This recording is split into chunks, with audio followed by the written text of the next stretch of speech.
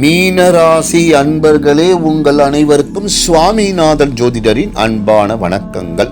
வருகின்ற வைகாசி மாதம் நவ கிரகங்கள் எப்பேற்பட்ட பலன்களை உங்கள் ராசிக்கு தரப்போகிறார் என்பதை இந்த பதிவில் விளக்கமாக சொல்ல போகிறேன். அதற்கு முன்னாடி நம்ம யூடியூப் சேனலை யாரெல்லாம் சப்ஸ்கிரைப் பண்ணலையோ சப்ஸ்கிரைப் பண்ணுங்க, ஷேர் பண்ணுங்க, லைக் பண்ணுங்க. அது மட்டும் இல்லாமல் மீனராசி அன்பர்களுக்கான குரு பெயர்ச்சி பலன்களை நான் ஏற்கனவே நம்ம யூடியூப் சேனலில் வாசிச்சிருக்கேன். கேட்காதவெல்லாம் நம்ம யூடியூப் சேனலில் டிஸ்கிரிப்ஷனில் அதற்கான லிங்கை மென்ஷன் பண்ணியிருக்கேன். அதையும் கேட்டு பயன்பெற்று கொள்ளுங்கள். இப்போ பதிவுக்குள்ள போயிடலாம். மாத தொடக்கத்திலேயே உங்கள் ராசி அதிபதியான குரு பகவான் உங்கள் ராசிக்கு 3ஆம் இடமான முயற்சி ஸ்தானத்தில் பயிற்சியாகி இருப்பதால் நீங்கள் எடுக்கும் முயற்சிகள் அனைத்தும் வெற்றி அடையும். அதே போல இந்த வைகாசி மாத காலகட்டத்தில் பல கிரகங்கள் 3இல் அமைவதால் அனைத்து கிரகங்களும் உங்களுக்கு பல முன்னேற்றத்தை தரப்போகின்றது. குரு பகவான் இருக்கும் இடத்தை காட்டிலும் பார்க்கும் பார்வையில் பல முன்னேற்றத்தை தருவார். அதற்கேற்றாற்போல் உங்கள் ராசிக்கு 3இல் பயிற்சியாக இருக்கும் குரு பகவான் உங்கள் ராசிக்கு 7, 9, 11 பார்ப்பது மேலும் சிறப்பு. 7ஆம் இடமான கலஸ்திரஸ்தானத்தை குரு பகவான் பார்ப்பதால் நீண்ட நாட்களாக திருமணம் நடைபெறாமல் இருக்கும் மீனராசி அன்பர்களுக்கு திருமண வரன் அமையும். இந்த வைகாசி மாதத்தில் கணவன் மனைவி இடையே இருந்து வந்த கருத்து வேறுபாடுகள் மறையும், பிரிந்தவர்கள் இணைவார்கள். ஒரு சிலருக்கு வெளிநாடு யோகம் அமையும், வெளிநாடு வரன்கள் ஒரு சிலருக்கு அமையும். 7இல் இருக்கும் கேது பகவானை குரு பகவான் பார்ப்பதால் ஆன்மீக எண்ணம் ஒரு சிலருக்கு மேலோங்கும். சித்தர்கள் மகான்கள் தரிசனம் பெறுவீர்கள்.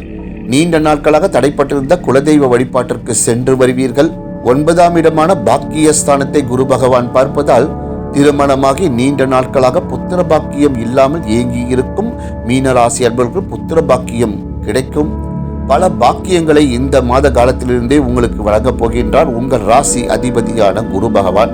11ஆம் இடமான லாபஸ்தானத்தை குரு பகவான் பார்ப்பதால் லாபம் இரட்டிப்பாகும். கூட்டு தொழில் மற்றும் சொந்த தொழிலில் அதிக வெற்றியை அடைவீர்கள். உங்களுடைய விரையாதிபதியான சனி பகவான் கும்ப ராசியில் ஆட்சி பெற்றிருப்பதால் சுப விரயம் இந்த மாத காலகட்டத்தில் நடந்தேறும். ஒரு சிலருக்கு வீடு வாகன யோகம் அமையும். மங்களகரமான நிகழ்ச்சிகள் குடும்பத்தில் நடந்தேறும். பல கிரகங்கள் உங்கள் ராசிக்கு 3இல் சஞ்சரிக்கும் இந்த காலகட்டத்தில் நீங்கள் விரும்பிய இடத்தில் வேலை வாய்ப்புகள் அமையும். உத்தியோகத்தில் இருப்பவருக்கு இடமாற்றம் மற்றும் பதவி உயர்வுகள் ஒரு சிலருக்கு அமைய போகின்றது.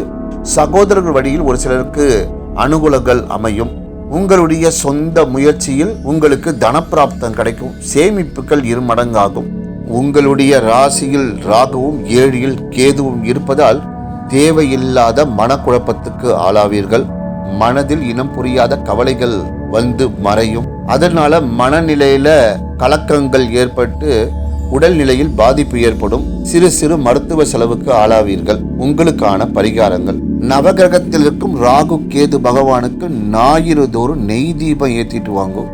சனிக்கிழமை தோறும் சனி பகவானுக்கு நல்லெண்ணெய் விளக்கு ஏற்றி வர அவர்களால் ஏற்படும் தடைகள் அனைத்தும் விலகும். நன்றி, வணக்கம், வாழ்க வளமுடன்.